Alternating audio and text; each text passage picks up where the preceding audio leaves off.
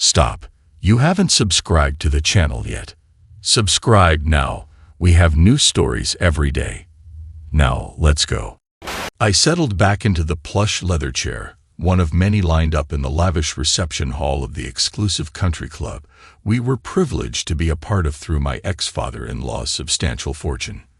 Glancing over at the clock nestled in the corner, I noted that it was already past 7 o'clock p.m., signaling that it was almost time to head home. Meanwhile, Maya Rivera, formerly known as Maya Baker, continued animatedly recounting the bizarre events that had unfolded in her tumultuous life.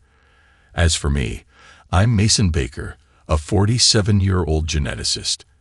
And yes, a scientist at that, standing at a modest 5'10" and weighing a lean 140 elves. My once brown hair now sported specks of gray, complementing my brown eyes. I believed I possessed several qualities that made me a suitable partner: hardworking, honest, stable, reliable, and fairly knowledgeable in most areas. However, I had been told my charm was comparable to that of a manila folder. If one sought validation for that rather unflattering assessment, they need only look to the woman sitting across from me, whom I affectionately dubbed Idiot Girl. The said Idiot Girl, Maya, sat on the opposite end of the room, holding court as she often did. At 5'2", with striking blue eyes and blonde hair, she seemed unchanged from her college days, still weighing a delicate 110 elves. By society's standards, she was undeniably stunning, but she came with a high maintenance tag. I was well acquainted with the extent of this maintenance, having footed the bill for her surgeries and beauty treatments since our marriage and subsequent divorce. Nevertheless, I harbored no complaints, or at least I didn't voice them. After all, complaining wouldn't alter the fact that I was financially strapped. There she sat, the ungrateful scamp, all dolled up in a $2,000 designer dress she'd probably only wear once. Her 4-inch heels and expensive jewelry were quite the statement. I'll have to find out how much the jewelry cost later on. Those shoes were definitely not practical, but once she sets her mind on something, no one can change it. The dress was quite the sight, a pale blue mini with an empire waist and a tight bodice that accentuated her delicate figure. The plunging neckline didn't help matters either. I secretly wondered if her chest might spill out. The skirted bottom with its short hemline and wispy pleats that wouldn't stay down had been a source of annoyance all day. She was obviously aware of the effect it was having. And those weren't pantyhose she had on. They were thigh-high nylon stockings secured in place with some kind of adhesive. Her seated position practically invited anyone interested to peek right up her dress and see her frilly white panties. Every so often, she'd cross and uncross her legs. I understood her motive. She was clearly trying to push my buttons, and unfortunately, it was working. That stubborn little troublemaker. I wished she would just keep quiet. I could tell she was gossiping about me once again. I observed her. She's been keeping an eye on me just as much as I've been watching her. Look at her, leaning towards the woman next to her. That's Clara Murphy, also known as Mrs. Murphy to Maya and me. She's nearing 70 and was Maya's father's second wife. Maya's dad left hours ago. Nowadays, he's working on finding wife number 4, a young woman from Poland. Maya is from his first marriage. Unfortunately, his first wife has passed away. Maya is whispering and pointing in my direction, assuming I can't hear her words, but I can. Now listen to her. There she goes again. Maya glances at Mrs. Murphy and remarks, "Look at him. He can't fool me for a second. Just see him cringe over there. Why did I marry him? Who would marry an awkward, skinny science geek like him? Well, I'm not leaving, and he's not leaving until I say so." I listen to her. Look at her. She's attempting to mock me once more. Watch as she leans forward, cupping her hands and feigning the need to yell to catch my attention. Maya shouts, "Mason, put your glasses on." Oh no, I forgot about my glasses. Where did I place them? I rummaged through my tuxedo pockets. Ah, here they are. They are horn-rimmed, but I'm accustomed to them. Maya, who refers to them as my horn-rimmed monstrosities, might disapprove, but I know wearing them annoys her. Holding them up, I say, "Look, I found them." She considers herself clever. She assumes I can't observe her clearly without my glasses, but I can see her. I caught her just now adjusting herself with her left hand. I nod politely and say, "Thank you, Maya." Listen to her. She presumes my visual impairment means I can't hear well either. After 27 years, one would think she would know better whether married or not. Listen to her. Maya quietly remarked to Mrs. Murphy, "I have to keep a straight face at this clueless guy. Everyone thinks he's a genius, with all the talk about mitochondrial DNA. But who cares? DNA, my foot." I flashed a sweet smile at my ex-wife, and she smiled back. I overheard her murmur, "The fool who used to be my husband still thinks he can win me back." There she is, pointing at me and saying, "I'm talking about you, so focus." I glance at her and smile. I must endure hearing our story once more. Well, I suppose I should. If I don't, I won't be able to correct her falsehoods. I feel the urge to scold her. I want to, but I can't. Listen to her, the stubborn woman. Here we go again. As I was saying, Maya cast another glance in my direction. It all began in Oslo. He was part of a team of researchers who had uncovered fascinating discoveries about DNA. They found that all Caucasians have traces of Neanderthal in their genetic makeup, and Mason played a pivotal role in this breakthrough. My parents were also present, accompanying our group from England. Fresh out of college and reeling from a recent failed romance, I decided to join the trip. When I first laid eyes on Mason, he looked like a lost child in need of care and support. He seemed so vulnerable, as if he needed someone to guide him through. Grace Perez, a younger woman seated nearby, chimed in. "So you took on the role of his caretaker?" Maya flashed a smile at her and replied, "In a way, you could say that. I was there with my parents and other peers my age, including some old college friends. We all observed Mason and decided to help him out. It was almost like a wager between us." "A wager?" Mrs. Murphy, an elderly guest, faltered. "Indeed, Mrs. Murphy. Mason's initial appearance was far from impressive. While he looked sharp tonight in his white tuxedo, back then it was a different story. His clothes were rumpled and didn't fit well. His shoes were scuffed and brown, his hair a mess, and to top it off, he wore white socks to a prestigious event filled with Nobel laureates. The only constant from then to now are those distinctive glasses. He was undoubtedly in need of some assistance." She glanced at me, her former husband, with a scowl. Sensing that I wasn't fully attentive, she called out, "Are you listening, Missin?" I acknowledged her and felt compelled to explain. It wasn't as straightforward as that. I had been awake all night with colleagues, handling some Neanderthal fossil pieces that required careful wrapping. I was exhausted and didn't have the time to dress up like certain people I know, I cheekily retorted. Brushing off my explanation, Maya turned her attention to the others who had joined us.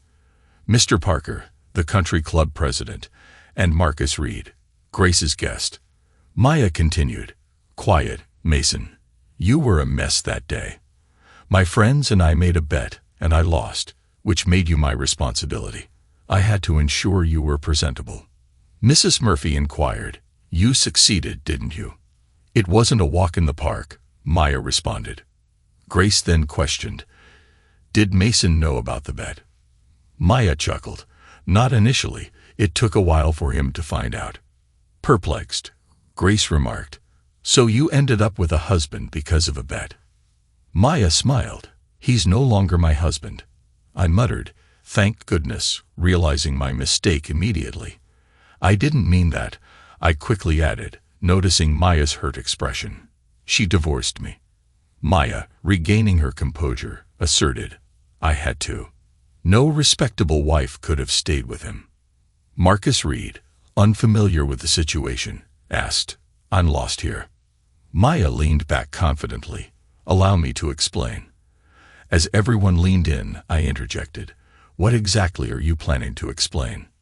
Puffed up with pride, Maya declared. "I'm going to tell them about our past." I muttered under my breath, "Oh no." She continued her story. "Completing college took me slightly longer due to a skiing accident in my senior year. However, after overcoming that setback, I was able to join my parents in Oslo for the Nobel Awards. That man over there," she indicated her ex-husband, Don Juan, was receiving some kind of award, and he was a mess, as I previously mentioned. Upon discussing it with my friends, we collectively decided that I should assist him. So I took action. Young Grace interjected, "Weren't you recovering from a heartbreak at the time?" Maya responded, "Yes, that's partially true. The guy I was seeing and I had already gone our separate ways because he wanted something from me that I wasn't ready to give up yet." Curiously, Grace inquired, "What was that?" Maya explained, "I was still a virgin then, and I didn't believe that he was worth that level of intimacy. Eventually, I ended up with someone else. But let's return to Mason, or as I was calling him, Jackus. As I mentioned, he needed more than just a bath. My friends and I discreetly escorted him out of the luncheon, where we wouldn't face any significant consequences. After we exited, my friends slowly dispersed, leaving me alone with that oaf over there. She nodded towards me. With a wry smile, Maya recounted, I informed him that since I lacked transportation, he had to take me home. Unfortunately, he didn't have a car, so we opted for a taxi. Interestingly, I ended up footing the taxi fare as Mason had no money on him. Together, we returned to where my parents and I were staying. I convinced him to accompany me upstairs, where I changed into more casual attire. I cut in. What she means is she took her bra off. Maya glared at me. Shut up, Mason.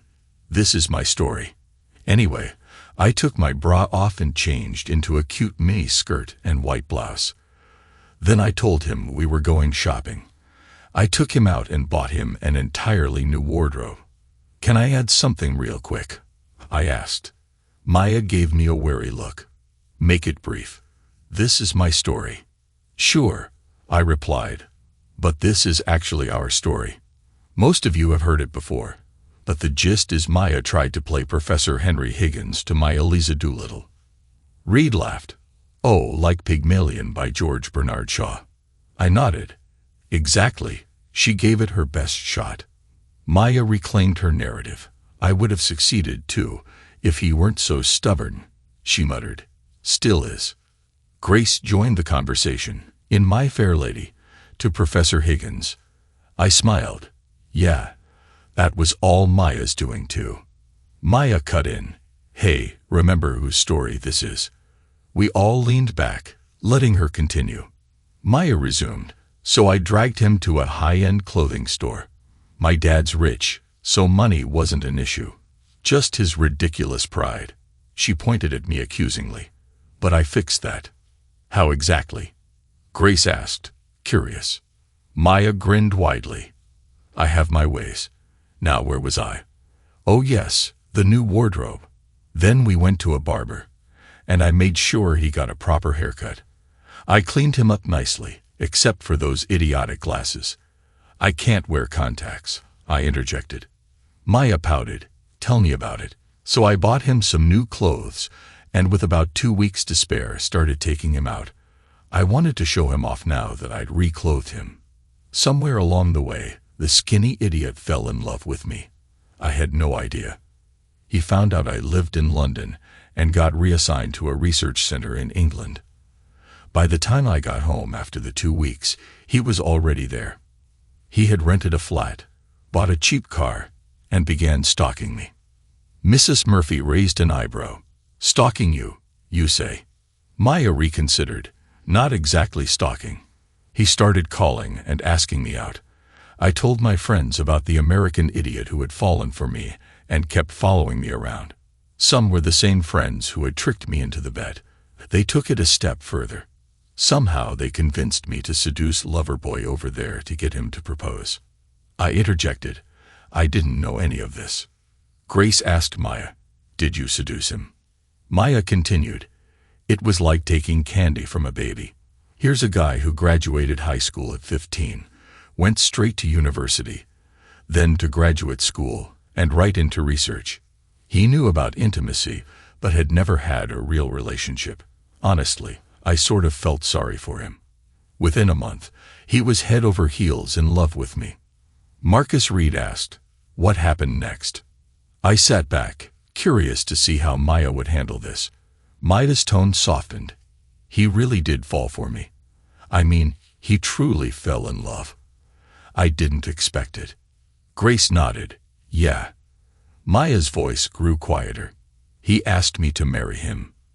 Reed inquired, did he get down on one knee? Maya glanced at me, clearly not expecting to discuss this tonight. Yes, he did get down on one knee. In fact, she sighed. He did it in a restaurant in front of a dozen of my friends. We were at a nice Spanish place. Everyone had been drinking, except for Mason, who stuck with water and iced tea all night. She paused and smiled faintly. Imagine iced tea in a Spanish restaurant in England.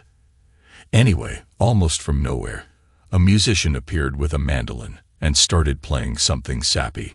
I interrupted. He was playing Somewhere Once Upon a Dream, and it wasn't sappy. She nodded shyly. Yes, it was. It was very sappy, absolutely sappy. But you made it even worse. She glanced at the others. Oh yes, he got down on one knee. My friends were clueless. I was clueless. Then he pulled out this little box, opened it, and took out a ring. He held it up. And I cut in again. I asked her to marry me. Mrs. Murphy inquired, what happened then? Maya fell silent, finally replying. All my friends started to laugh. Grace asked, oh my, what did Mason do? Maya continued, nothing. He didn't know. He just knelt there, staring at me, so sincere. The love on his face was palpable. I felt like a complete jerk. He looked like a lost puppy. Gradually, my friends realized he was serious. One by one, they stopped laughing. He stayed there holding this silly ring, looking at me. He began to sense something was amiss. He asked, am I out of line here? I was so stunned I couldn't find words. One of my friends eyed the ring and said, oh, how nice, a quarter carat. I was mortified. Another friend grinned at me and said, looks like you won. Mason turned to me and asked, won? Won what? Mrs. Murphy's displeasure was evident. I never heard any of this before. Maya shrugged. Even after more than 27 years, that night could still bring tears to her eyes. She added, he had no idea it was all a joke, a stupid, dumb joke. I never imagined, he seriously. He had actually fallen enough in love to want to marry me. And then he asked me right there in a public restaurant. I spoke up. I was stupid, I guess. Maya looked at me. No, you weren't. I was cruel. All that time, I never saw you as a person. You were just a game to me. It was then that one of my friends cleared things up. He looked at Mason and told him, we made a bet with Maya. We bet she couldn't get you to ask her to marry her. Maya gulped. I never dreamed he'd go that far. To ask me, and in public, no less. Seeing the look on his face, I suddenly realized two things. First, I had done a terrible thing. And second, I guess I realized I'd fallen for him too. Grace chimed in. What happened then?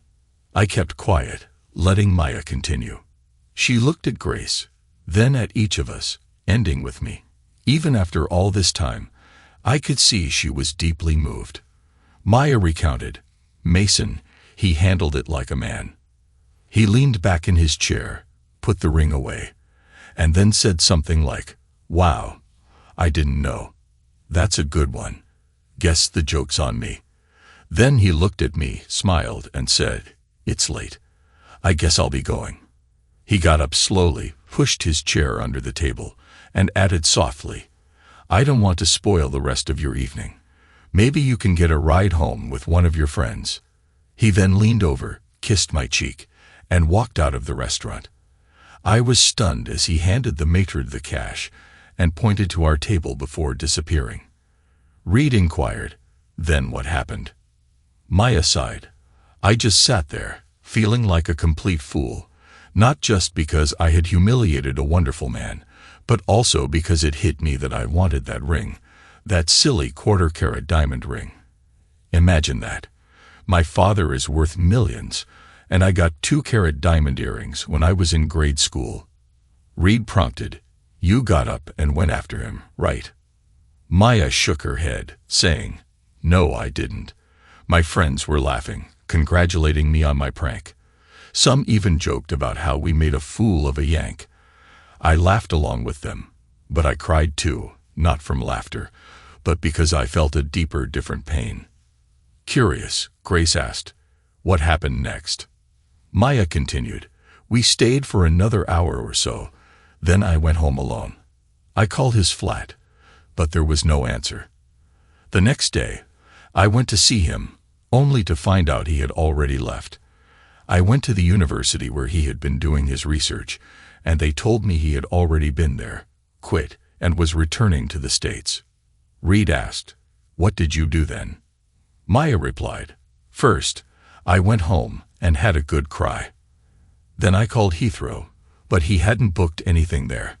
I called around and found out he booked a flight out of Luton to Germany, not heading straight back to America." Grace asked, "What did you do next?" Maya confessed, "I went crazy trying to find him, desperately needing to apologize and most of all, to tell him yes." I interrupted her. "If I may, Maya, I can fill in from here." Maya nodded, so I continued. "I was really upset about the whole bet situation, but I never cared about the size of the ring. I knew her family was rich, but the ring was a symbol to me. I felt pretty stupid, not angry, just foolish. I kept berating myself, knowing better than to fall for someone so different from me. I was a working-class kid from Scranton, Pennsylvania, and she was from St. John's Wood. I put the ring away and made a promise to myself to never make a fool of myself over any woman again. From there, I journeyed to Germany. I transferred all my paper records from England back to the United States. With some cash in hand and a newly bought backpack, I decided to take a few weeks off. I was in my early 20s and wanted to explore a bit of Europe before maybe heading home to Pennsylvania to relax for a while." Mrs. Murphy looked at Maya and frowned. "And you?" Maya responded, "Yes, I did. I decided to find him. First, I went home and told my mom and dad about the bet, and then I told them I was going to get him." Maya paused before continuing. "You might expect me to say my wealthy, self-centered parents didn't care. But that wasn't true. At first, they were furious about the bet. They liked Mason a lot." She pointed at me. "They thought he was amazing. Up to that point, I had been a bit of a wild child. Not promiscuous, just undisciplined. My parents saw qualities in Mason that I was only beginning to understand. He was young and innocent in many ways, but he was a real man. Not the macho kind. He was steadfast and resilient." Maya coughed, obviously holding back tears, but she continued, "My parents were frantic. I was their only child and had already had a bad skiing accident. They were terrified of losing me. They made me promise to call every night. With Dad being a government official, he had the means to keep track of both me and Mason, especially if Mason used his credit cards." "So you chased him all over Europe?" Grace inferred. Maya grinned. "No, not at all. I'm not stupid. Mason's a geneticist and had done research using rare Neanderthal DNA. I correctly guessed that the first place he'd go would be Neander, Germany. I checked the flights, got one to Cologne, rented a car, then drove to Düsseldorf, the Neander Valley, and finally Neander." "Was he there? Did you find him?" Reed asked eagerly. "Yes, I did," Maya confirmed. "He was there." "And then?" Reed pressed. "Well, I found him at the museum," Maya replied. Grace cut in, "Yes, and then?" Maya smiled. "When I found him, He was looking at some tiny artifacts with his thick glasses on. I ran up behind him, turned him around. He's skinny, so it was easy to move him. I turned him around and said, "Yes." "What did he do then?" Grace asked. Maya replied, "First, he asked me if this was part of the bet. I told him no, that I meant it. Then I asked him for the ring, and guess what? He had it in his pocket. He took it out and put it on my finger." She reached for the thin gold chain around her neck. "I don't wear it on my finger anymore because we're divorced, but I keep it here, close to my heart. Look, it's the same ring, and the wedding band too. See, the same quarter carat." She held it out for everyone to see. Reed leaned back with a satisfied expression, like he had just finished a good book. "Ah, so you two got married, and have lived happily ever after since?" Maya glanced at me. "No, first we had our 3 kids, and then I divorced him." Reed's face filled with confusion. "Why? Did he leave you? Did you leave him?" I jumped in, "No and no. She divorced me because she's stupid." Reed looked back and forth between us. "I don't get it." I glared at Maya. "Go on. Tell him. Stupid." Maya shook her head, the way she did before starting one of her fake crying acts. She murmured, "I have my reasons." I was fuming. This had been eating at me for years. "If you don't tell them, I will." Maya threw her head back dramatically and lifted her dress almost to her waist. "Look." I'd seen this act many times, so I just sat back and watched. Grace stared at her legs, then her behind, then her face. "What?" "I don't see anything." Reed cast a quick glance her way, but his eyes settled on me. "I don't see anything either."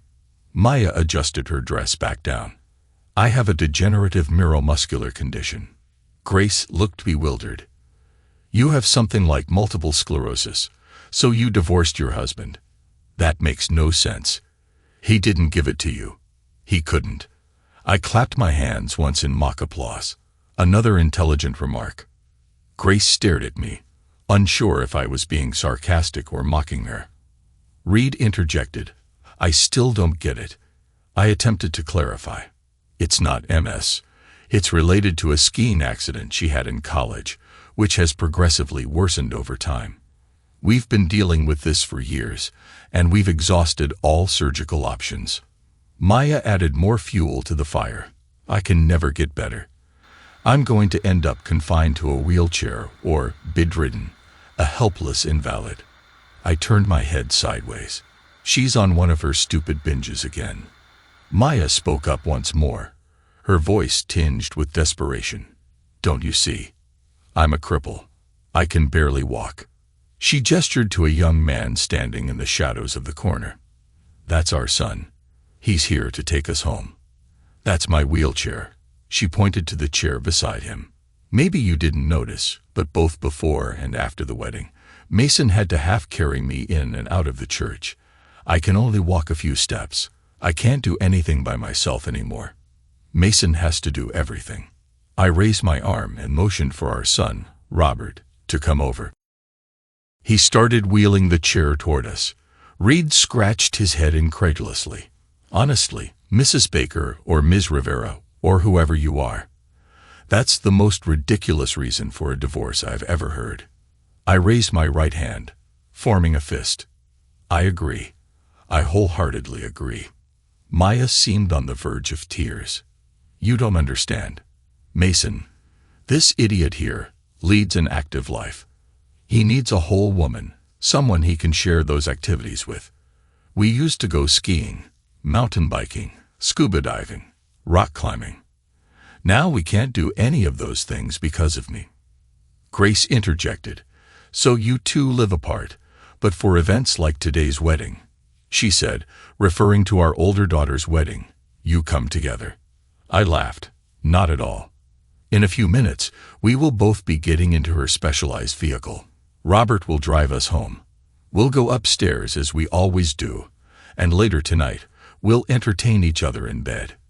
In fact, with only a few minor modifications, our lovemaking will be just as passionate, intense, and meaningful as before. After we've been intimate, I'll go downstairs and fix us something to eat. Maybe we'll watch TV or read. Either way, we'll do it together. Married or not, we are a couple. Reed, as if summing up my wife's flawed logic, remarked. So she got hurt. She decided to divorce you so you could do the things you two used to do, but you both still live together, still make love. And if I might add, without being too forward, you two are still very much attached at the hip. I nodded. You've got it, I said, glancing over at Maya. Her lower lip trembled in a pre-tear pout. Maya, I gently chided. Maya wiped away a tear and defiantly flipped her hair back.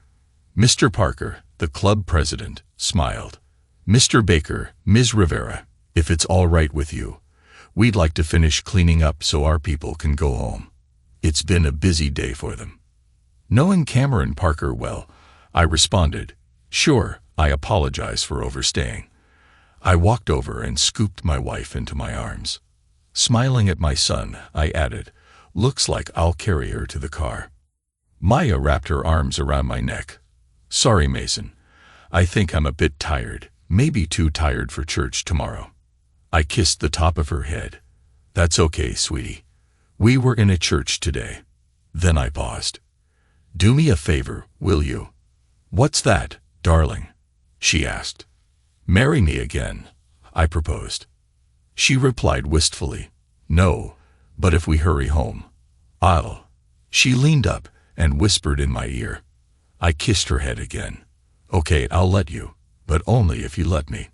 I whispered the remainder back into her ear. She snuggled her head under my chin. That seems fair, she said, kissing my neck. You know we're living in sin, don't you? I squeezed her tightly. That's because you're silly, sweetheart. Her grip around my neck tightened even more. Oh, I love you so much, but I want you to be free. I kissed her again. Oh, just shut up. And that was the end. A short epilogue. They never remarried. Maya, aware that her illness was gradually weakening her, was resolute in her belief that Mason should be free to live his life without any burden of guilt. However, Mason struggled to convey that his freedom and happiness were inextricably linked to her being a constant part of his life. Whether married or divorced, they remained together, side by side, completely and unequivocally united until the end. And that's how it remained. Thanks to everyone who took the time to listen to today's stories. If you enjoyed it, please consider liking and subscribing if you haven't already. Feel free to share your thoughts on the events in the comments below. Take care.